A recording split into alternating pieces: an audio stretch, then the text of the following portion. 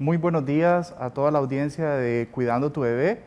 De nuevo, muchas gracias por la oportunidad de poderme dirigir a ustedes. Agradezco a los organizadores por este espacio. La idea va a ser nuevamente tener una pequeña conversación acerca del tema del día de hoy y luego abrir el espacio para algunas preguntas que puedan tener. Entonces, el día de hoy vamos a estar conversando un poco acerca de talla baja. Y esta es una de las principales consultas de la especialidad de endocrinología y es una de las principales razones también por las cuales los padres, los acudientes, los cuidadores de los niños también asisten pues a la consulta del médico o del pediatra. Cuando estaba pensando un poco acerca del tema y cómo conversarlo con ustedes, se me vino a la mente un relato que ocurre en la corte de un rey en Medio Oriente, y estaba uno de los ministros del rey caminando junto con su esposa. Estaban muy felices pues que tenían un niño que era muy adorable, muy querido, muy respetuoso, pues estaba como lleno de muchas virtudes y además tenía una mente muy brillante.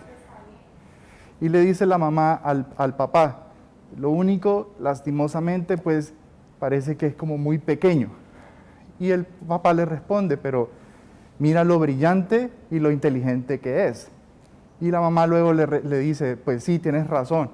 E incluso de esta manera su corazón también está más cerca de la tierra y así va a poder ayudar a sus compatriotas. Esto de alguna manera me hizo pensar que muchas veces cuando pensamos en salud, no solamente vienen a colación pues toda la parte física, sino que hay todo un trasfondo ahí también emocional, de cuidado, de cariño, de amor, de felicidad, que también es importante a la hora pues de que el niño pueda manifestar todo el potencial genético con el que viene determinado. Y es uno de los factores que realmente incide sobre el potencial de crecimiento y la talla que puede tener un niño. Entonces, ese ambiente de amor, de cariño, de cuidado, es realmente muy especial, muy importante. Igual de importante entonces es toda la parte genética, la parte, digamos, de potencial que tiene un niño de poder crecer. Un niño que tiene, pues, padres que tienen una talla más bien baja, su potencial es que va a ser muy probable que su talla también va a ser baja. Sin embargo, niños que tienen familia, que tienen talla alta, pues lo que se espera es que también puedan tener talla alta. Otro factor que puede incidir sobre, digamos, la manera en que un niño crece, está también toda la parte de hábitos. La parte, por ejemplo, de la higiene del sueño, la actividad física y todo lo que tiene que ver con la nutrición. Y sin duda, otro papel importante lo van a jugar las hormonas. Entonces, vamos a lo largo de esta conversación a hablar acerca del papel de algunas de estas hormonas que van a actuar en diferentes momentos de la vida de estos niños, incidiendo sobre la talla. Y en general, pues toda aquella otra condición de salud que pueda hacer que se manifieste o no ese potencial del crecimiento de la talla. Entonces, de pronto la primera pregunta que se nos viene a la mente es: ¿qué quiere decir talla baja? ¿O cómo podemos clasificar a un niño que tenga talla baja? Entonces, para esto se utiliza uno de los instrumentos que son más importantes a la hora de la consulta y a la hora de la evaluación de un niño, que es la curva de crecimiento. Y quisiera como un poco tratar como de graficarles un poquito del porqué de esto y de dónde surge. Entonces, lo interesante y lo bonito de todo esto es que la humanidad es muy diversa y no todos crecemos a la misma altura, no todos tenemos el mismo tamaño, etc. Y de ahí entonces que cada uno va a alcanzar una talla diferente a otro. Entonces quisiera que imaginaran que esta es la población y esta, digamos, es como la talla de la población. Y ustedes van a ver entonces que en la mitad, que equivaldría al promedio, es donde, digamos, está el 50% de la población. A eso equivale decir el percentil 50. Ese es el promedio, por lo tanto es no está desviado del promedio, ese es justo el promedio y por lo tanto es la desviación estándar 0.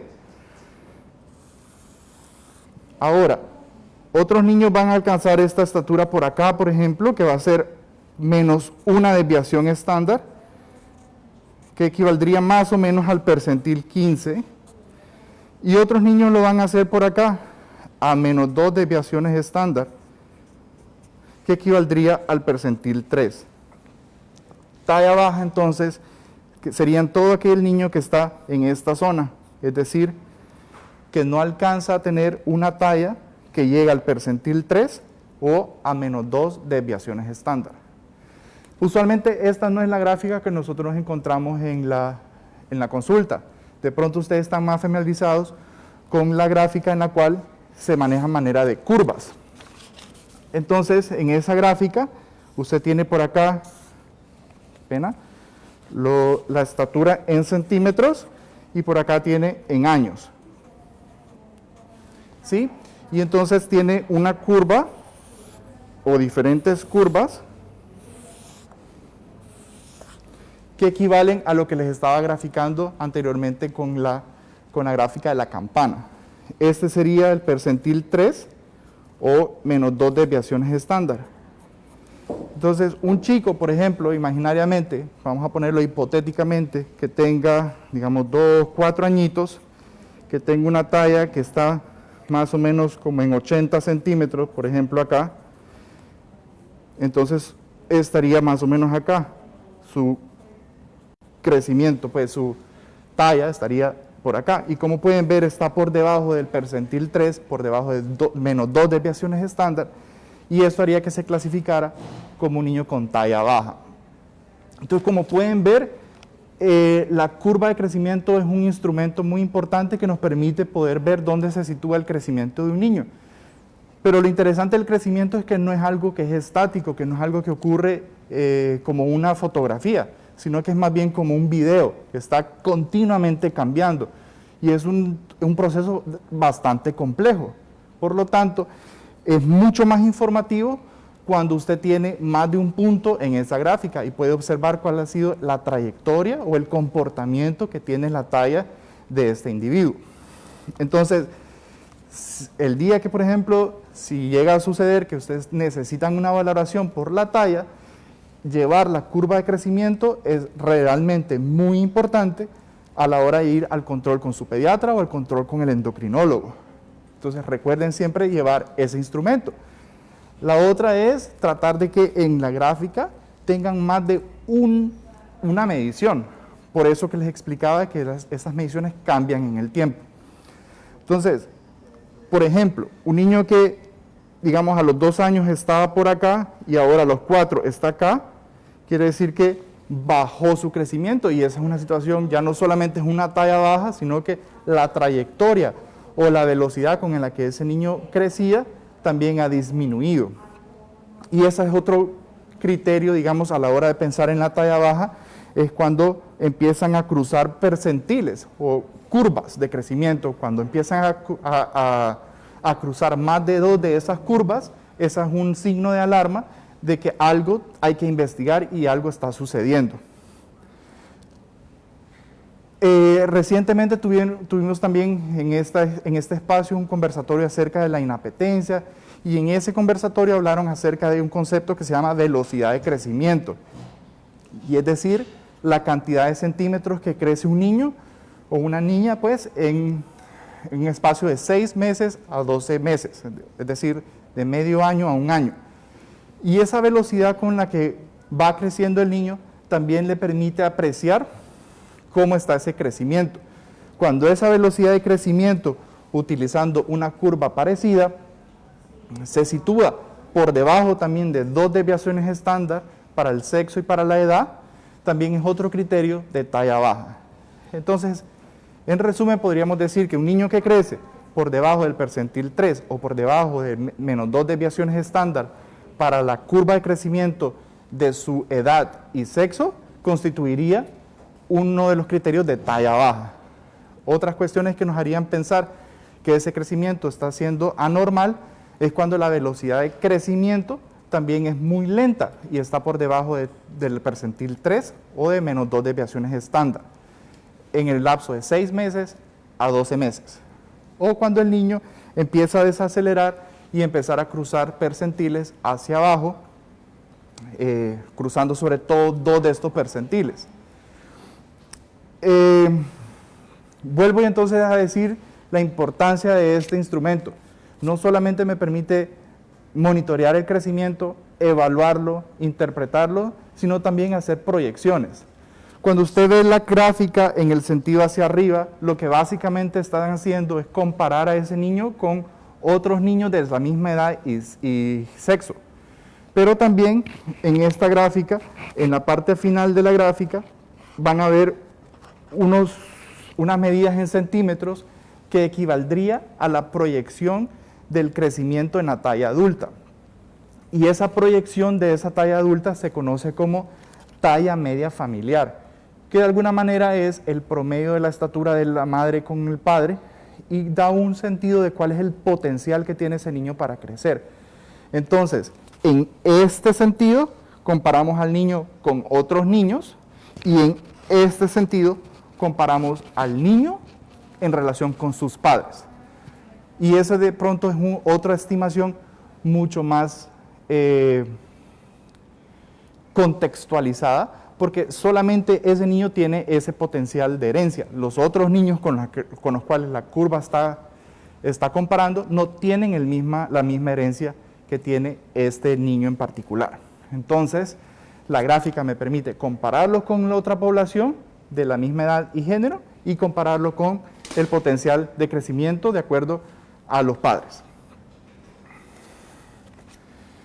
Entonces, de pronto, otra pregunta que se nos puede venir a la mente es ¿cuándo una talla baja puede ser considerada algo normal o cuándo puede ser considerado algo anormal?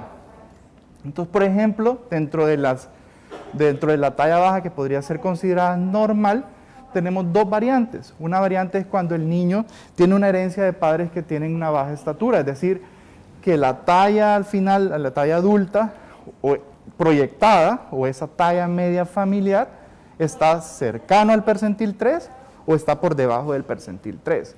Es decir, el potencial genético que tiene ese niño lo va a llevar a que finalmente esté en el percentil 3 o cerca de ese percentil.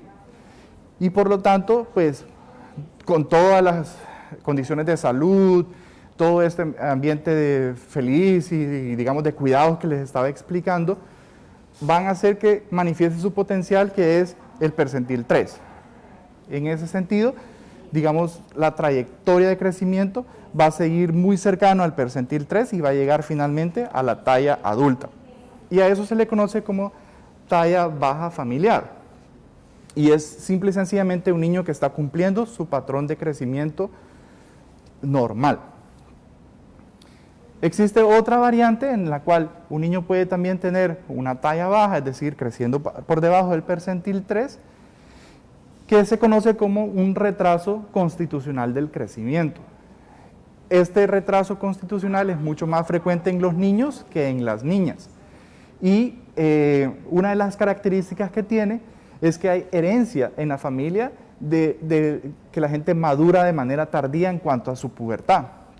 Entonces, un padre que empezó a tener el estirón de la pubertad alrededor de los 16 años, ya cuando todo el mundo había pasado por la pubertad, era el más bajito de su salón, y de pronto, entre los 16 y 17 años, empezó a crecer, alcanzó a todos e incluso pudo llegar hasta ser más alto que otros niños en su clase.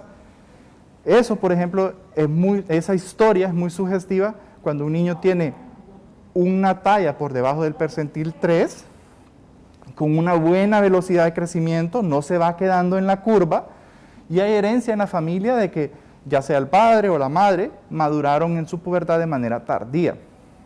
Yo en consulta les digo a los padres que eso es como cuando los niños tienen una cuenta en un banco. Dos niños tienen una cuenta en el banco, le dan la misma cantidad de plata, uno le empieza a gastar de una, en cambio el otro gastó un poquito y dejó guardado y dejó de gastar. Llega un momento en que el niño que gastó de inmediato se queda sin plata y en ese momento el otro niño que guardó apenas empieza a gastar y ahora está entonces gastando su crecimiento cuando ya todos los demás lo completaron. Es cuestión de paciencia, es cuestión de vigilarlo y es cuestión de ir dándose cuenta de que la velocidad de crecimiento no para. A eso se le conoce como retraso constitucional del crecimiento. Y el mayor, digamos, tratamiento que hay es asegurar que el niño tenga muy buenos hábitos alimenticios, que tenga mucha actividad física, que tenga muy buena higiene del sueño y que los padres también manejen, digamos, la expectativa del crecimiento de manera adecuada. Digamos, estas serían como las variantes normales. Ahora serían las variantes anormales del crecimiento. Y en estas, por ejemplo, podemos clasificarlas como así a grandes rasgos en un niño que tiene una talla baja, pero que cuando usted lo ve, por ejemplo, hay un segmento del cuerpo, digamos el tronco puede ser que luzca mucho más largo y las extremidades inferiores, por ejemplo, luzcan más cortas. Un ejemplo de ello podría ser la acondroplasia, que en otros momentos se llamó enanismo. Entonces, por ejemplo, ustedes cuando tienen esta imagen de alguien que tiene acondroplasia, recordarán que tienen las extremidades corticas y el tronco lo tiene largo. Y finalmente la talla es una talla baja. En cambio, están los otros que tienen el tronco más cortito y las extremidades muy largas. Y que también eso finalmente termina en una talla baja. Y está el niño que es más bien proporcional o que es armónico, es decir, que su tronco y sus extremidades son ambas cortas y por lo tanto su talla también es baja. Y estos de pronto son los más frecuentes, esta talla proporcional o esta talla armónica. ¿Qué pueden causar este tipo de patrón? Cualquier enfermedad crónica que lleve muchos años de evolución y que esté poco controlada. Es decir, por ejemplo, un niño que tiene una enfermedad del corazón, un huequito en el corazón que no se ha cerrado y está generando mucha repercusión en el crecimiento, pues, por ejemplo, podría explicar este tipo de patrón. Un niño que tenga un problema en el hígado de manera crónica, por ejemplo, podría también explicar eso. Un niño que tenga una enfermedad renal crónica, un niño que tenga una deficiencia de vitamina D, por ejemplo, también podría generar un crecimiento, digamos, de este tipo. Es decir, cualquier enfermedad crónica que de manera prolongada en el tiempo no esté controlada. Otras causas de esto pueden ser la malnutrición crónica, es decir, un niño que por muchos años ha estado privado de una adecuada nutrición, también puede generar un patrón de crecimiento armónico con una talla baja. Y dentro de esta categoría vamos a encontrar también los desórdenes endocrinos, que a la hora de la verdad, dentro de todas las causas de talla baja, representan un porcentaje muy pequeño. Y dentro de ellos está, por ejemplo, el déficit de la hormona de crecimiento, o cuando hay un exceso de una hormona que se llama cortisol, que es una hormona que sirve para la movilización de las defensas y tal. Y cuando hay también déficit de otra hormona que se llama la hormona tiroidea. Entonces, como pueden ver, esto básicamente es como un abanico de posibilidades. Cuando llega entonces el momento de que llegan a la consulta, se trata entonces de ir determinando si va hacia el rumbo de la talla baja, que es disarmónica o desproporcionada, o si es armónica y proporcional, y dentro de esa va a ir descartando algunas, digamos, de estas enfermedades crónicas y en última instancia pues se piensa ya en los desórdenes endocrinos, que como les decía son los menos frecuentes dentro de todas las causas de talla baja. Solo quería cerrar antes de empezar el espacio para las preguntas diciendo que ese papel de esas hormonas son diferentes en diferentes momentos del tiempo. Por ejemplo, en la adolescencia es muy importante el rol que tiene la hormona de crecimiento y las hormonas sexuales, las hormonas que causan la pubertad. Esas hormonas no son tan importantes a la hora, por ejemplo, del lactante de menos de un año hasta 2 o 3 años de vida.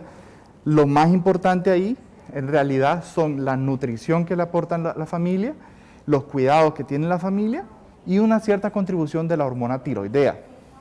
En cambio, por ejemplo, en etapa fetal, es toda la contribución de la alimentación materna, una hormona que se llama insulina, otra hormona que se parece a la insulina y se llama factor de crecimiento similar a la insulina. Entonces, como pueden ver, el papel de las hormonas es diferente también en diferentes momentos de la vida de los niños. Entonces yo creo que de pronto podemos dejar hasta acá como esta conversación general y abrir el espacio para algunas preguntas que puedan haber ya en la audiencia.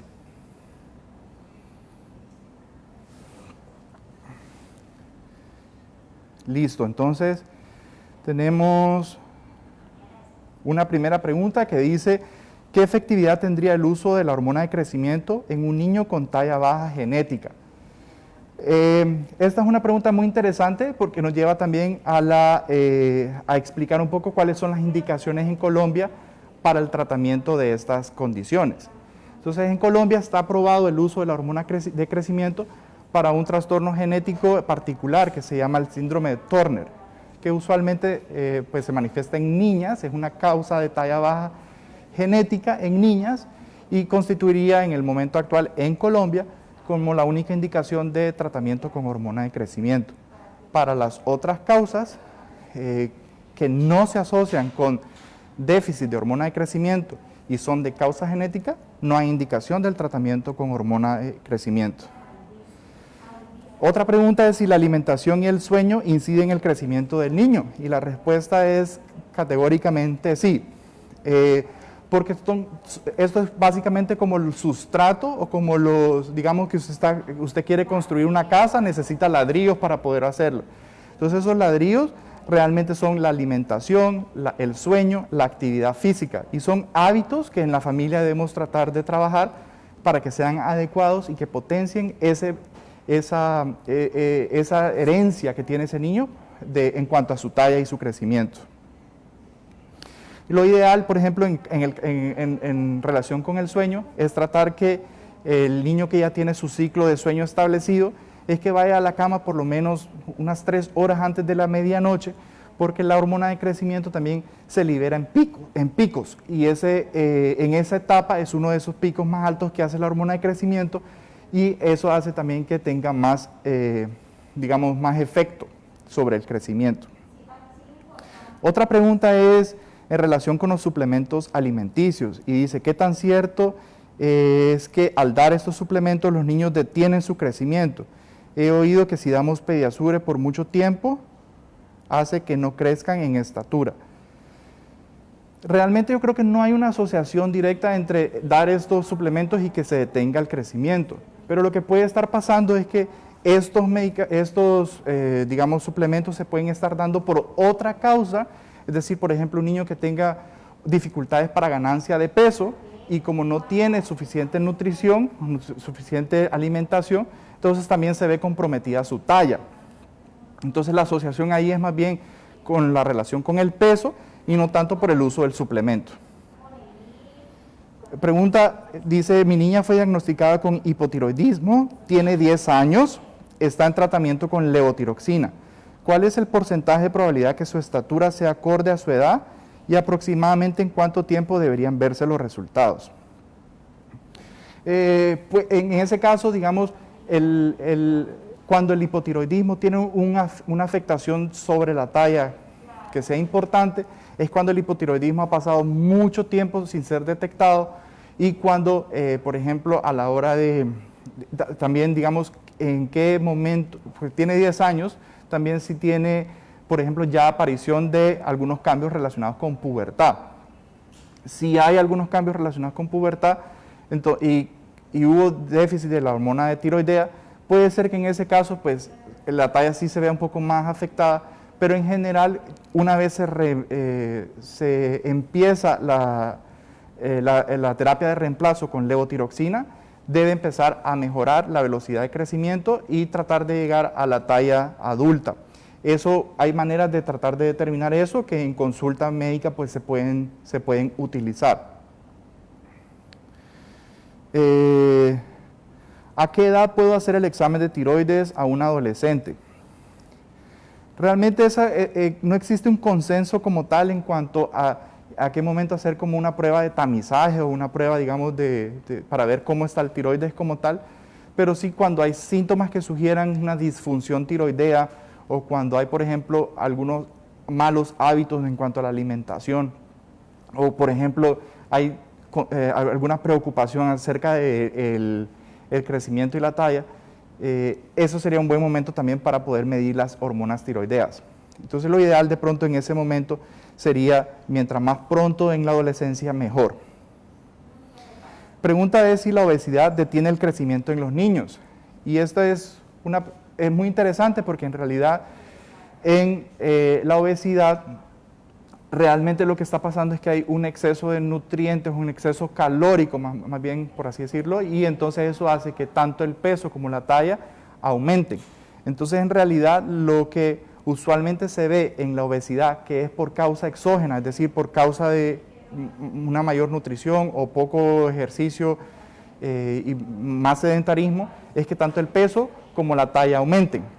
En otras causas de obesidad, como por ejemplo podría ser un niño que está en tratamiento con esteroides de manera prolongada o que su cuerpo está produciendo esteroides de manera excesiva, eso también puede ser una causa de obesidad y en ese caso el peso sí que aumenta, pero la talla no. Y entonces veríamos un patrón muy diferente al del niño que es por más bien hábitos que está con obesidad. ¿Qué tan cierto que hacer deportes como el baloncesto permite que los niños crezcan? En realidad, todo aquello que haga que los niños se mantengan con una buena actividad física potencian el crecimiento. Las recomendaciones de los distintos entes, digamos, de salud, llámese la Organización Mundial de la Salud, la Academia Americana de Pediatría, el Instituto Nacional de Inglaterra, por ejemplo, lo que promueve es que el niño, por ejemplo, de menos pues desde el año hasta los 3 años de vida, mientras más activo pueda estar, mejor. Y de 3 años en adelante, lo ideal es que tengan por lo menos 1 hora de actividad física de moderada a intensa vigorosidad. Y más o menos que eso se define como que el niño a la hora de hablar no sea capaz como de hablar pausadamente, sino que se vea como un poquito jadeante, es decir, que ya eso está generando un poquito más de impacto sobre su resistencia. Eso sería considerado una actividad vigorosa y los niños deberían tener al menos 1 hora de este tipo de actividad al día. Mi hijo tiene 11 años y 10 meses. En enero de este año le hicieron un carpograma y su edad ósea es de un niño de 10 años. No veo la pregunta, pero me imagino que tiene que ver como si es algo normal o qué pasa. El carpograma es una radiografía de la mano que sirve para estimar la edad ósea y se compara esa edad ósea, es decir, qué tanto el cuerpo interpreta la edad que tiene ese individuo versus los años calendario que tenga ese individuo. Lo ideal es que se corresponda y la edad ósea esté en correspondencia con la edad cronológica o la edad calendario. En algunos casos, por ejemplo, puede ser que la edad ósea esté retrasada.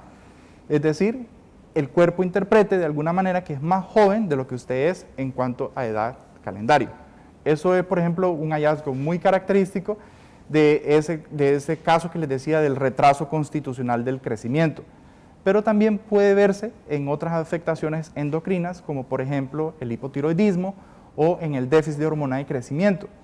Y algunos niños que también tienen una desnutrición crónica pueden tener una edad ósea retrasada. Usualmente es significativo el retraso cuando es más de 1 año y usualmente aún más cuando son 2 años de diferencia entre una y la otra. Si a un adolescente le vino su periodo una vez y ya no le llegó más, ¿es normal o significa que hay un problema de tiroides? Yo creo que esto se nos sale un poquito del tema de talla baja, pero sí que podría haber afectación del tiroides y sería una muy buena razón para poder hacerle ese examen. ¿Cuál es el momento de visitar al endocrinólogo pediatra? Me imagino que la pregunta es en relación con la talla baja y es cuando realmente todos los exámenes generales para descartar que no haya una enfermedad sistémica, una enfermedad crónica del hígado, del riñón, infecciones recurrentes, etcétera, cuando se han revisado toda la parte de los hábitos alimenticios, de toda la parte de la higiene del sueño y actividad física, y todo eso está normal, y queda entonces la duda de que puede ser por algo hormonal que está ocurriendo, ese sería el mejor momento para ir al control con el endocrinólogo. Y aprovecho y les digo, llevar siempre sus curvas de crecimiento, que idealmente tengan más de una medida, que idealmente sean más de 6 meses de esas mediciones. Saber la talla de la mamá, la talla del papá, son importantes a la hora de ir a una consulta con el endocrino respecto a la talla baja. Efectos secundarios del tratamiento con hormona de crecimiento. Interesante, es decir, cuando usted finalmente va donde el endocrinólogo y se decide que el niño requiere tratamiento con hormona de crecimiento, es importante que discutan con este profesional de salud cuáles son algunos de los efectos adversos que pueden estar relacionados con la utilización de hormona de crecimiento.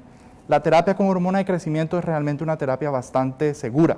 Sin embargo, es bueno discutir algunas de las cosas más generales que pueden ocurrir con la terapia.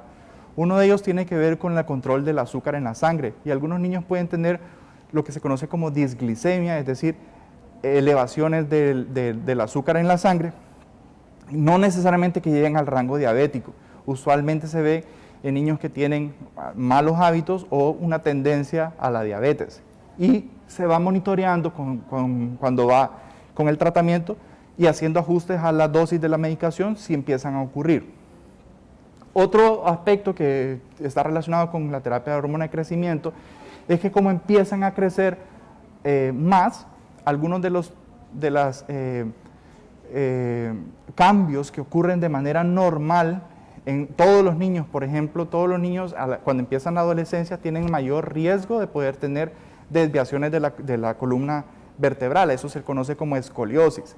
Entonces el niño que empieza terapia con hormona de crecimiento, como ha tenido un crecimiento estancado y ahora va a empezar a crecer más, puede ser que si hay una escoliosis preexistente, eso pueda aumentar. Y también no es una razón para poder parar la hormona de crecimiento, sino que para seguir de cerca cómo va esa curvatura de la espalda. Otro de los efectos adversos del tratamiento de hormona de crecimiento está relacionado con un aumento de la presión a nivel del cerebro. Eso se conoce como hipertensión endocraniana. Es un efecto adverso muy infrecuente, pero pues que se manifiesta con dolor de cabeza intenso, dificultades para mirar, náusea y vómito, y que realmente pues con su endocrinólogo cuando el momento llega le explican cuáles son el porcentaje de riesgo, cuáles son los signos de alarma y qué hacer si en caso de esto ocurra. Realmente esta hipertensión mejora únicamente con suspender el tratamiento, y en ese momento tocaría entonces determinar si se reinicia la terapia a una dosis diferente o no. Esos son como a grandes rasgos de algunos de los efectos adversos relacionados con la hormona de crecimiento. ¿Cómo saber si hay exceso de cortisol en los niños? El exceso de cortisol está relacionado con un síndrome que se llama síndrome de Cushing. Y una de las características que da eso al examen físico es una cara rellena, le llaman facie de luna, aparece un poquito más de tejido graso en la parte de atrás del cuello, puede empezar a ver un poquito más de crecimiento del vello corporal, aparición de algunas estrías que tienen una característica que son de color vino tinto oscuro, empieza a ver también que la piel se torna un poco más frágil, hay una disminución del tejido muscular de las extremidades y la barriguita se empieza a lucir como un poquito más prominente. Hagan de cuenta y caso como un dibujo de un sapo, de una ranita, más o menos algo así es que empieza a lucir. Hay tendencia a las fracturas, tendencia a ser morados con mayor facilidad, y pues todo esto, digamos, es lo más florido del síndrome de Cushing, pero una de las maneras en donde se puede determinar es, como les decía, a través de la curva de crecimiento, cuando hay un peso que aumenta y una talla que disminuye, que es lo que uno no ve en la obesidad exógena, que es que talla y peso aumentan. Se puede diagnosticar talla baja en un niño de 1 año, es decir, se arranca con tratamiento. Realmente el tratamiento en ese caso sería tratar de corregir las otras cosas que están fallando. Como les decía, en esa etapa es poco probable que sea relacionado con hormonas, y si algo sería la hormona tiroidea. Entonces el tratamiento no consistiría tanto en hormona de crecimiento. Existe el déficit de hormona de crecimiento que empieza desde el periodo neonatal, pero no tiene que ver con la talla, la manifestación no es la talla baja y no se trata por la talla baja. Entonces no lo seguimos discutiendo porque no era el objeto del día de hoy. Una pregunta, pero a veces usan hormona de crecimiento para casos que su edad ósea es menor. ¿Puede hablarme de esto un poco? Es lo que les decía. En realidad el déficit de hormona de crecimiento, una de las características que tiene es que la edad ósea está retrasada, es decir, es menor que la edad cronológica.